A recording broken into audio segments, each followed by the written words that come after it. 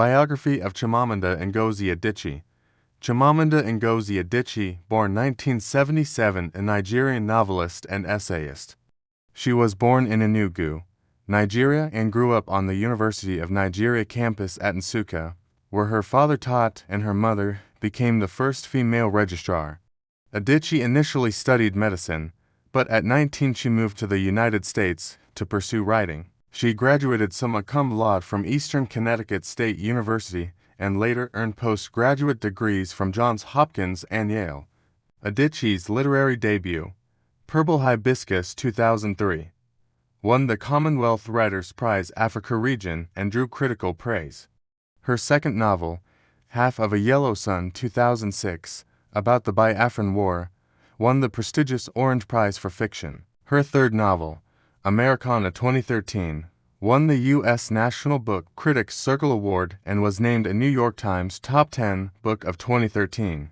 In addition to fiction, Adichie is known for her feminist essays and speeches such as the TED Talks, The Danger of a Single Story, and We Should All Be Feminists, which have made her a leading voice in post-colonial feminist discourse. She is widely recognized today as a central figure in contemporary Nigerian literature and global discussions of race, identity, and gender. Americanah. Plot summary. Ifemelu, a young Nigerian woman living in America, awaits the train from Princeton to Trenton, New Jersey, to get her hair braided. Because Princeton is a primarily white city, there are no hair braiding salons. A man on the platform comments on the lateness of the train, and Ifemelu considers that there was a time where she would have told him about her blog on race in America or attempted to interview him. She recently closed her blog because she is moving back to Nigeria. She thinks about how all the commenters on her blog made her less sure of what she thought she knew, and the effort to find new post ideas makes her feel naked and false. When she leaves the train at Trenton, she notes that the passengers here are fatter than those at Princeton. She only recently started thinking of people as fat again because her friend told her that fat is an insult in America. However, after a man at a grocery insulted her, she realized that not only had she gained weight, but also felt weighed down in her life, and she decided to return to Nigeria. She also cannot stop thinking about Obinze, her first love, and the only person she has ever felt she could be her whole self with. He lives in Lagos and now has a wife and a daughter. Ifemelu had a difficult time breaking up with her boyfriend Blaine and telling him she is returning to Nigeria. She does not have a good explanation and cannot tell him that she has always felt unsettled in their relationship. Ifemelu goes to the salon, run by African immigrants, and a Senegalese woman named Aisha braids her hair. Aisha complains that Ifemelu does not relax her hair. Aisha is surprised to learn that Ifemelu is Igbo. Aisha is dating to Igbo men and would like to marry one of them. She asks whether Igbo people only marry other Igbo. Ifemelu disputes this. Ifemelu hastily sends Obinze an email while trying to ignore Aisha. The women in the shop are impressed when they hear Ifemelu lives in Princeton and shocked to hear that she plans to return to Nigeria, asking whether she will be able to cope after being in America for so long. They ask if she has a man waiting for her. Ifemelu lies, saying yes. Aisha insists that she will call her Igbo men so that Ifemelu can tell them Igbo do not have to marry other Igbo. Ifemelu thinks that if she still ran her blog, this would make a great blog post on how immigrant pressure makes people crazy. Obinze stares at the email from Ifemelu. She has called him Ceiling, her old nickname for him. He wonders jealously about Ifemelu's black American boyfriend. Obinze's wife, Kosi, calls to ask where he is, and Obinze thinks about how she always tells him where she is during these calls even though he never asks her location. He returns home. His house is full of expensive things, like imported Italian furniture and air conditioning. They have a house girl from Benin because Kosi felt Nigerian house girls were not suitable. Beautiful Kosi, who often gets mistaken for someone of mixed race descent, greets him, along with their 2-year-old daughter Buchi. Obinze lies to Kosi about the status of the block of flats he is selling. He often tells her useless lies to see if she will challenge them, but she cares more about the consistency of their domestic life. Obinze gets ready to go to Chief's party, dressing in the clothing Kosi has laid out for him. When Obinze returned to Nigeria from England, his cousin Naoma introduced him to Chief, an extremely wealthy businessman. Chief had a crush on Naoma, who constantly flattered him but refused to sleep with him. Thanks to Naoma's ingratiation, Chief offered Obinze a job as a real estate evaluation consultant, which led to Obinze making a fortune. At Chief's party, to guest debate the merits of Kosi sending Buchi to the French or British-style schools, and Obinze, annoyed, observes that they all grew up with the Nigerian curriculum. The other guests are shocked that Obinze would suggest Nigerian schooling, but Kosi smooths over the conversation. On the way home, Obinze thinks about how marriage changed Kosi into a jealous woman. The church she attends includes a prayer for keeping one's husband, and she fears single women. Before bed, he listens to Fela, a musical artist he and Ifemelu used to listen to when they slept together, and composes another email to her. Chapter 3 begins a flashback to Ifemelu's childhood. Ifemelu's mother starts attending Guiding Assembly, a Christian church that preaches prosperity as its major doctrine, and passes the collection plate around 3 times per service. Her mother prays constantly for the safety of the general, an important statesman who has taken Ifemelu's Auntie Uju as a mistress. Ifemelu's mother calls him Auntie Uju's mentor, pointedly ignoring the sexual aspect of their relationship. Meanwhile, Ifemelu's father loses his job. He tries to find a new job, but eventually gives up and mopes at home, forgetting even to shower at times. Ifemelu's mother blames this change in fortune on the devil. Ifemelu's father speaks with a British accent and uses large words as if to make up for never being able to get the kind of education he always longed for. As Ifemelu's father remains unemployed, eventually the family falls behind in their rent. On the day Ifemelu is to go to see Auntie Uju's new estate gifted to her by the general, she gets in trouble with a powerful woman at church because she refuses to help make paper garlands for Chief Omenka, calling him a thief.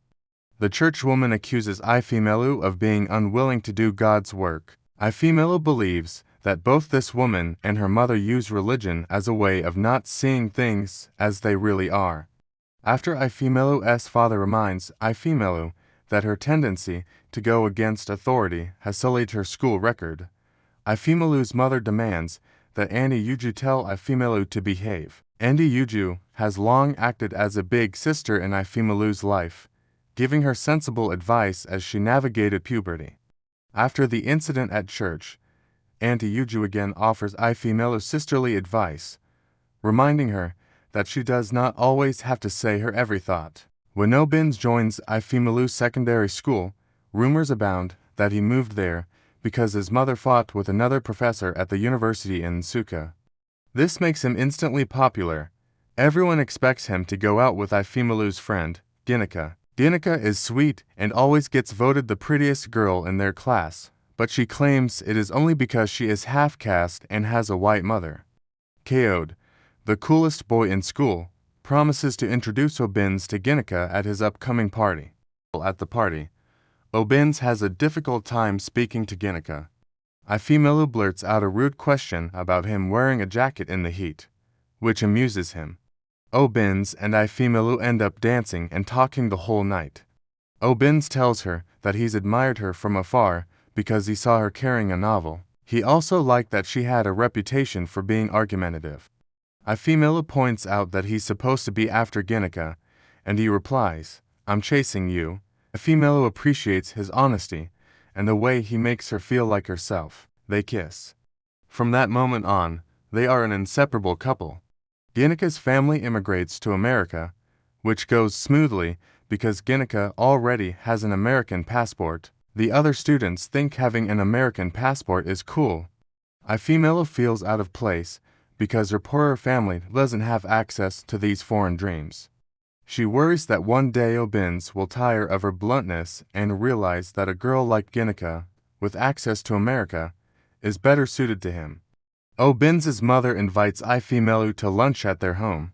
Obinze's mother looks like the Nigerian singer Onyenka Onwenu and attempts to figure out the best English translation of Ifemelu's Igbo name. She teases Obinze for only liking American novels.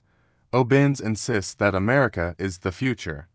Later, after Obinze's mother nearly catches the couple in a compromising position, she pulls Ifemelu aside. She recommends that Ifemelu and Obinze wait until university when Ifemelu has more ownership of herself before having sex. She insists that Ifemelu tell her when they start having sex so she can make sure they practice safe sex. Ifemelu feels awkward but unashamed. Andi Uju hurries home from her job every day to wait for the general, spending money on lightening creams for her complexion. Throughout the chapter, she spends money on expensive and arduous beauty regimes for the general's benefit, including shaving her pubic area because he finds the hair disturbing. Meanwhile, the landlord demands 2 years of rent from Ifemelu's family. Ifemelu knows that her father would never ask Andi Uju for financial help, and so she decides to do so herself. However, she learns that Andi Uju must ask the general for the money. Uju does not receive a salary from the medical position the general invented for her. He prefers for her to ask him for the things she needs. Ifemelu worries for Andi Uju. Andi Uju acknowledges that she was lucky to find the general and declares that Nigeria's economy relies on kissing up to the right people. The general gives her the money for the rent. Ifemelu does not like the general at all when she meets him. He has coarse manners and claims Andi Uju is different from other women because she wanted books from his trip to London. Andi Uju becomes pregnant and insists upon having the child. The general is excited, proud of what the child indicates about his fertility, and pays to have Andi Uju deliver the baby in America. She has a son, whom she names Dyke. The general dies in a plane crash that may have been engineered by the head of state. The general's wife immediately moves to attack Andi Uju. Friends help Andi Uju sneak out under cover of night, and she and Dyke flee to America. Ifemelu and Obinze attend the same university in Nsukka. Because Obinze's mother moved back to Nsukka, Obinze lives in his family home, and Ifemelu lives in student housing. The university is often closed for faculty strikes because the government refuses to pay lecturers' salaries. One strike lasts long enough for students to have to go home.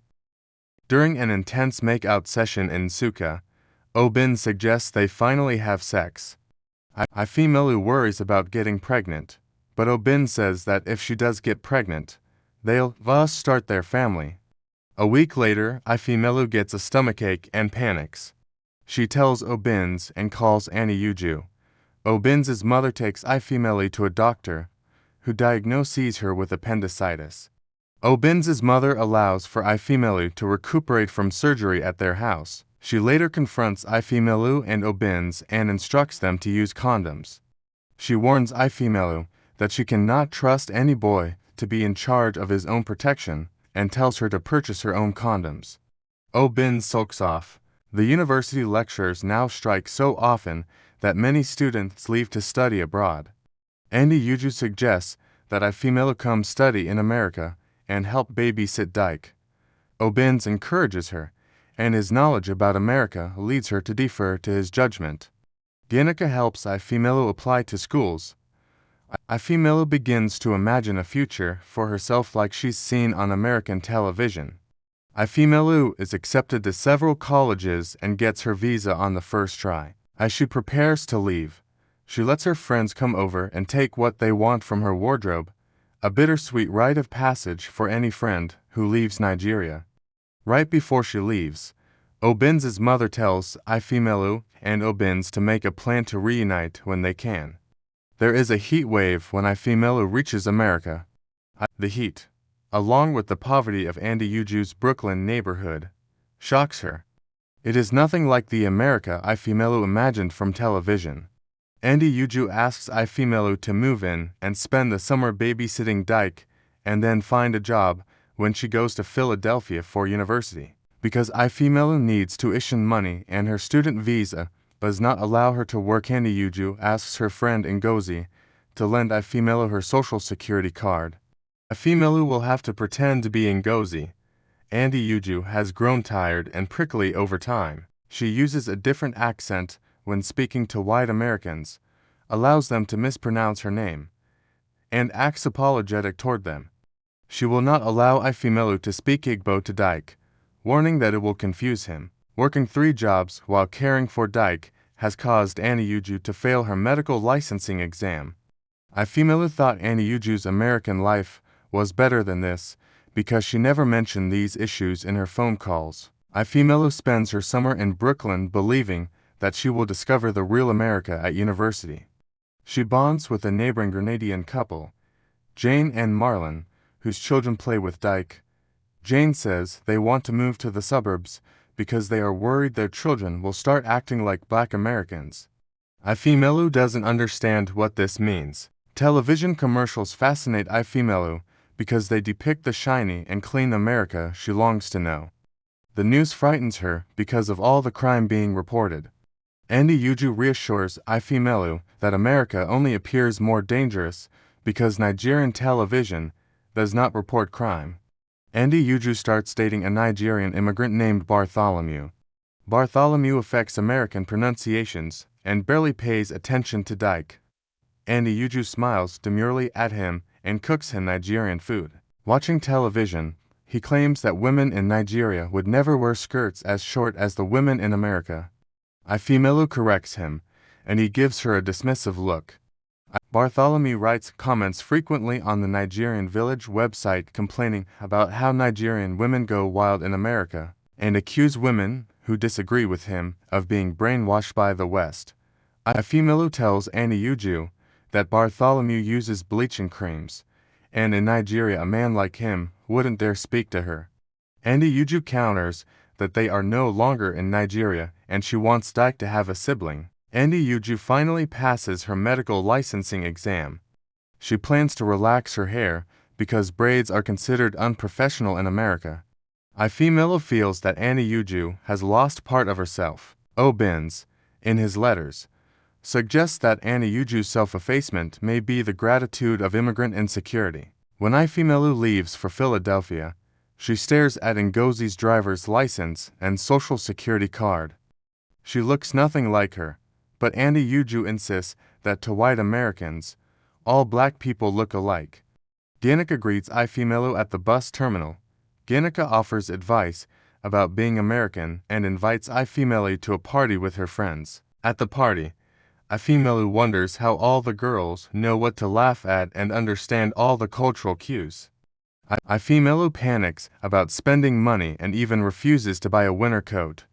While helping Ginika shop for a dress, Ifemelu wonders if living in America will change her tastes as much as it's changed Ginika's.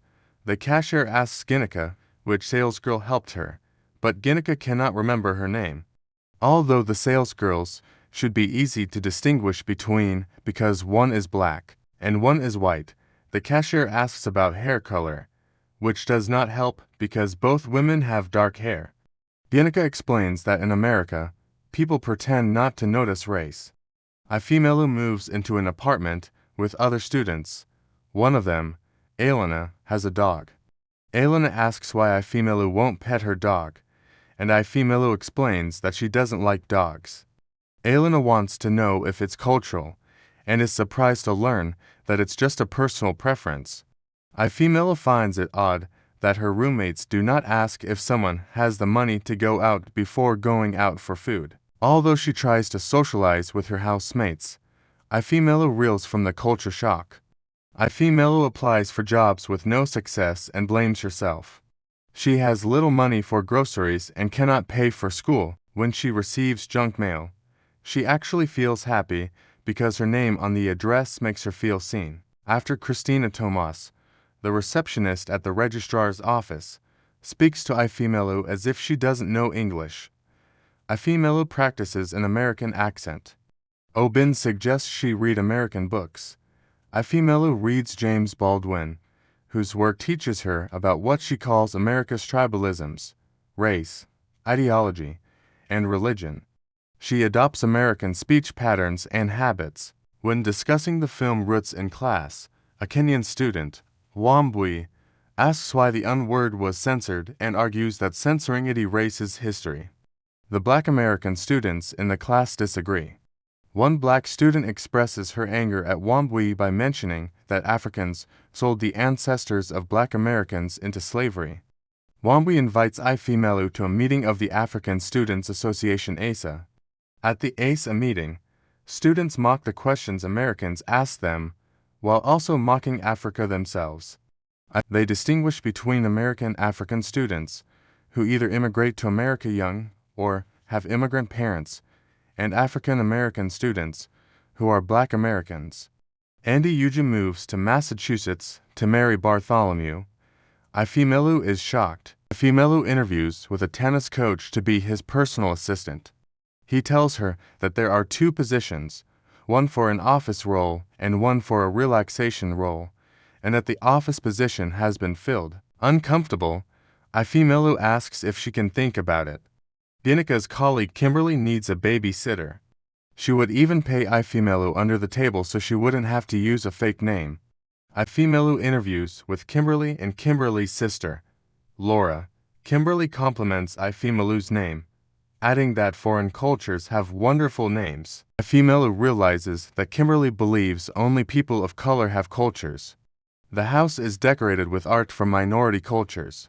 Kimberly shows Ifemelu a photograph of the family visiting India, commenting how happy even the poorest people were. Kimberly's husband, Don, returns home early. Ifemelu notices that Kimberly becomes docile around him. Ifemelu doesn't get the job. Ifemelu is a week late on rent. She calls the tennis coach in desperation. She tells him she won't have sex. He promises that he just needs her to let him touch her. Afterward, Ifemelu feels ashamed and blames herself. At home, she finds she has a phone message from Obinze. She cannot bring herself to respond, and deletes both his messages and his emails.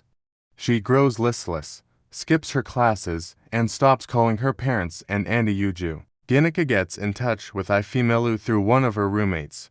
She is very worried about Ifemelu, but has good news. The babysitter Kimberly hired left, and Kimberly wants to hire Ifemelu. The next day, Ginika drags her to Kimberly's house. Ginika tells Ifemelu she has depression, but Ifemelu does not believe her because depression is for Americans. Ifemelu tells herself she will reply to Obinze in a month, but when the time comes, she still feels unable. She stops reading Nigerian news because it reminds her of Obinze. Ifemelu babysits Kimberly's children.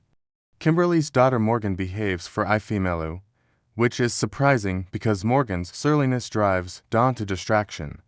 One day, Laura tells Ifemelu that she intends to switch from her daughter's doctor to a Nigerian doctor after reading that Nigerians are the most educated immigrant group. She compares the Nigerian doctor to a Ugandan woman she knew in graduate school, adding that the Ugandan was not like Black Americans. Ifemelu suggests that when Black Americans still couldn't vote, the Ugandan's father could attend Oxford.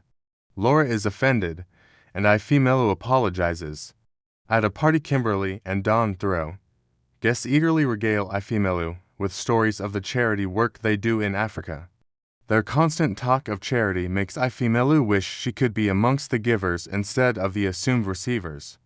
Dyke asks Auntie Uju why he doesn't have his father's last name and wonders if his father loved him. Auntie Uju refuses to tell him the truth. The move to Massachusetts has been difficult for Dyke. Auntie Uju disciplines him often, threatening to send him back to Nigeria if he misbehaves. Dyke is the only Black student in his class, and the teacher accuses him of aggression. When Auntie Uju suggests that Dyke's bad behavior stands out because of the color of his skin, the principal insists they do not see race. Ifemelu moves into her own apartment. After a telemarketer compliments Ifemelu for sounding American, she resolves to drop her American accent. She wonders why she thinks sounding American is a triumph. Ifemelu meets Blaine, a Black American college professor, on the train to visit Auntie Uju. They flirt and exchange phone numbers. Ifemelu calls him when she gets off the train, but he never responds. Adichie complains about being black in a very white city. Her patients assume she isn't a doctor, and one even asks to switch to another doctor. Bartholomew is never home.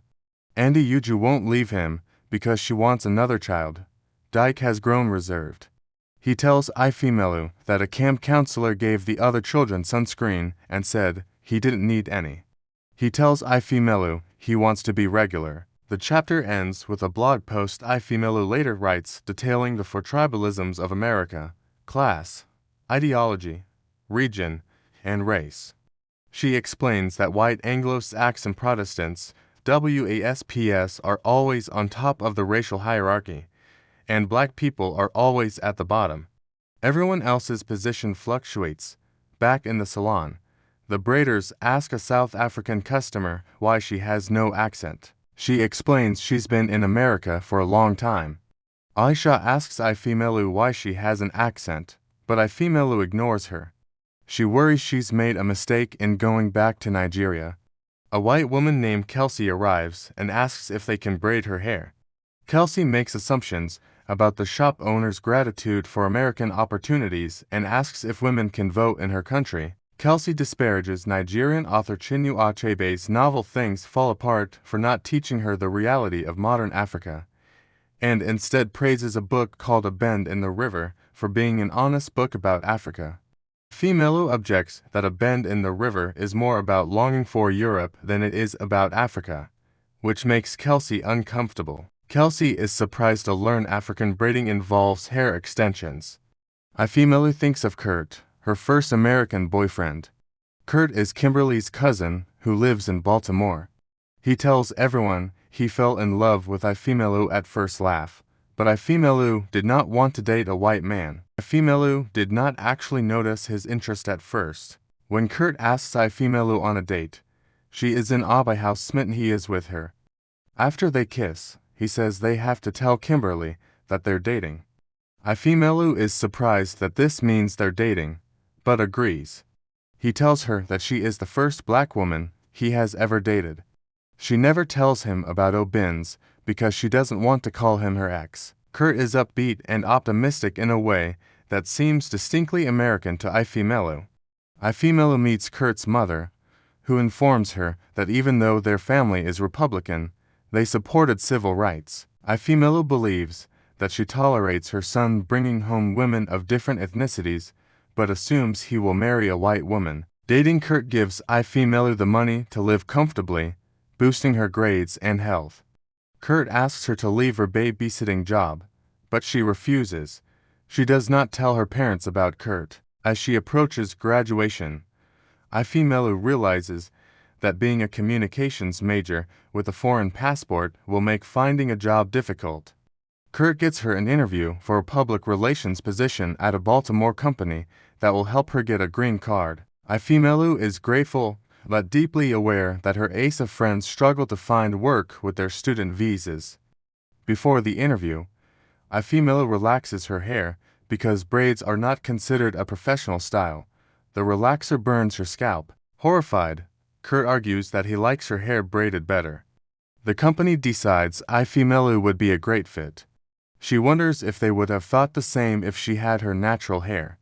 The chapter ends with another blog post in which Ifemelu writes that all minorities aspire toward whiteness and asks what WASPs aspire toward. Ifemelu moves to Baltimore for work. Now that she lives in the same city as Kurt, she notices that he is always looking for things to do. She constantly needs to reassure him that she likes him.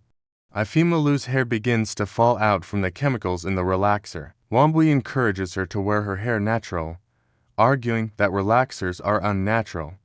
Wambui cuts Ifemelu's hair.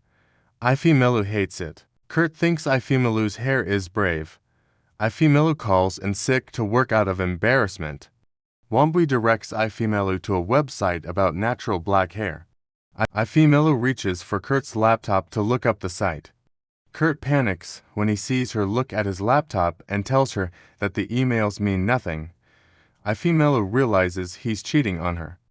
Kurt blames the other woman for continuing to email him and claims he only emailed back when she wouldn't stop. Ifemelu shouts that Kurt's exes all had long, thick hair and storms out.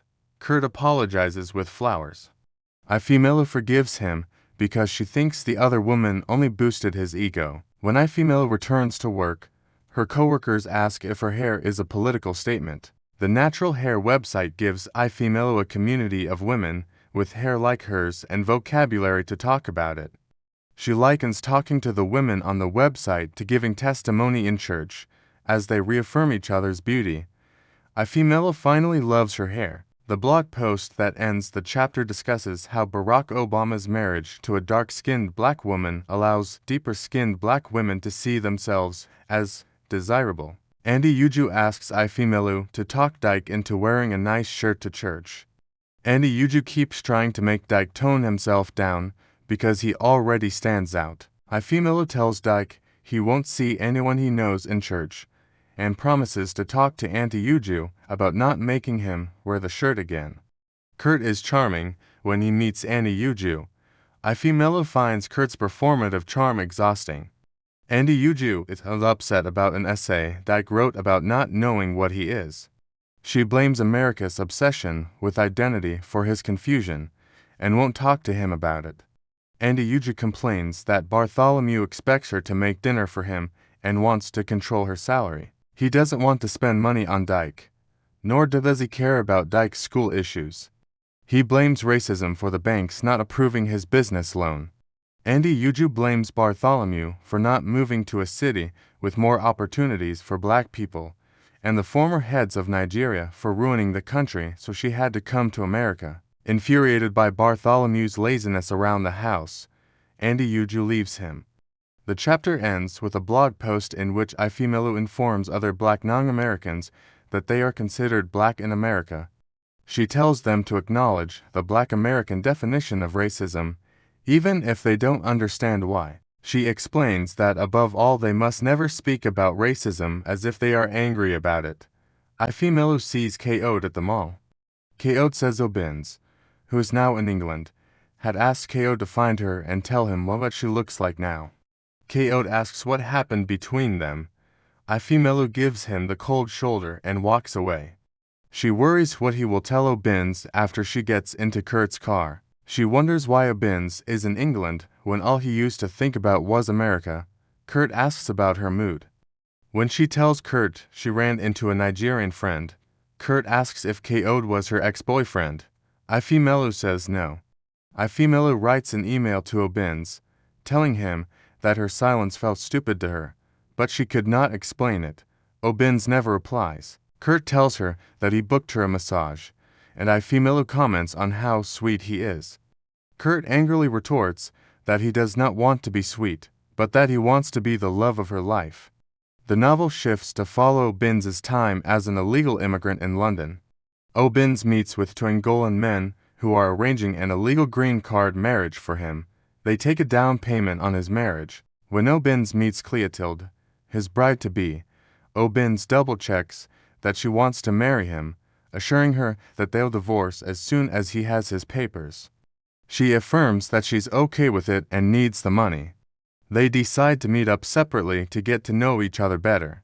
He is attracted to her, but does not want to act on it until after they are married. He thinks back to before he left for London, when he felt like a failure because all his plans had involved America. However, he cannot get an American visa due to 9/11s and heightened fears about terrorism.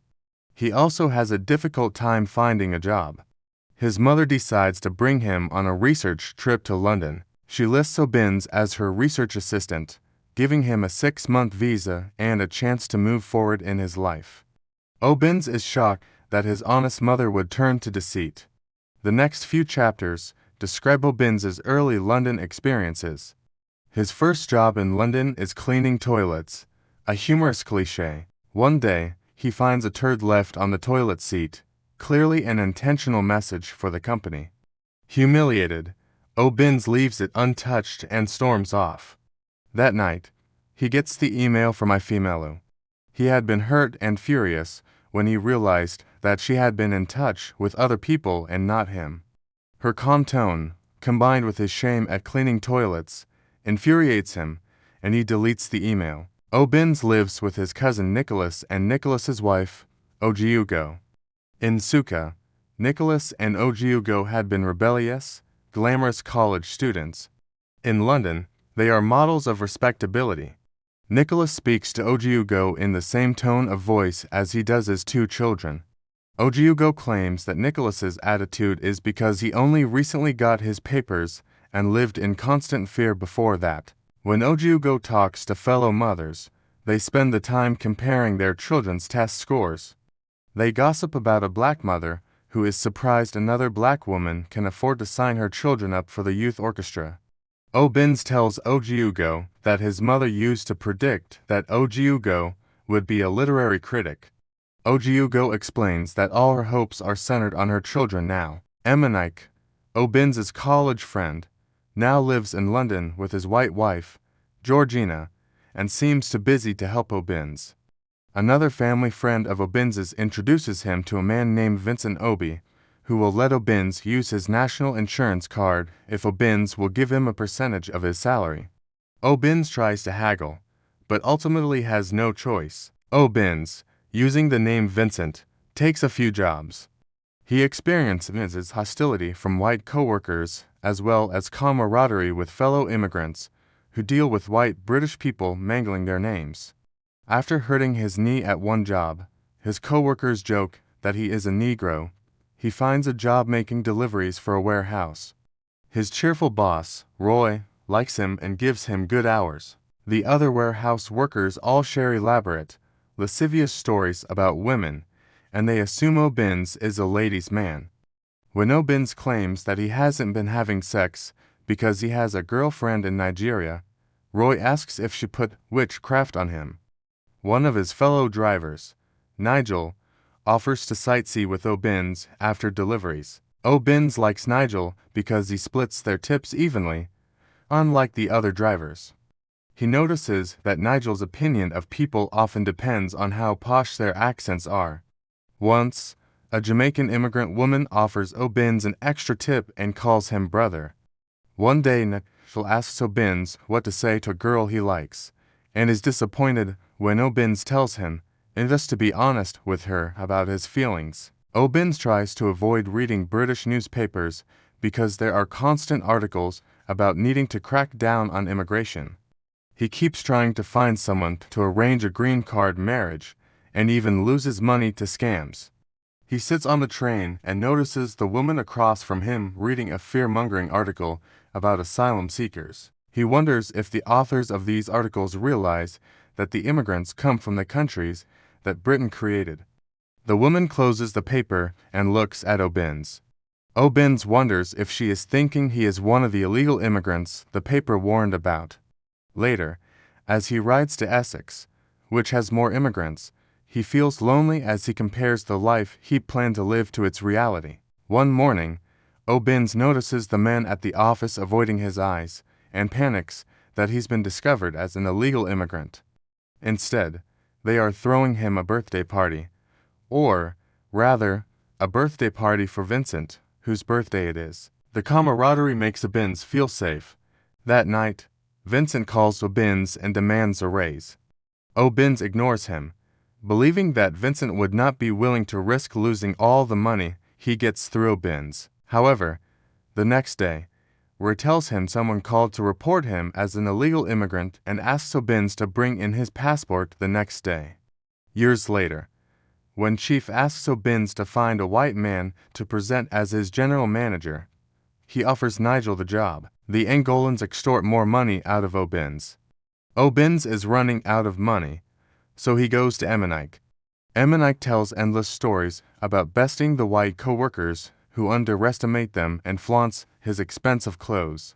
He claims that he cannot visit Nigeria because Georgina would not survive a visit. Finally, Immigrant gives Obinze the money he needs, but insists Obinze count it.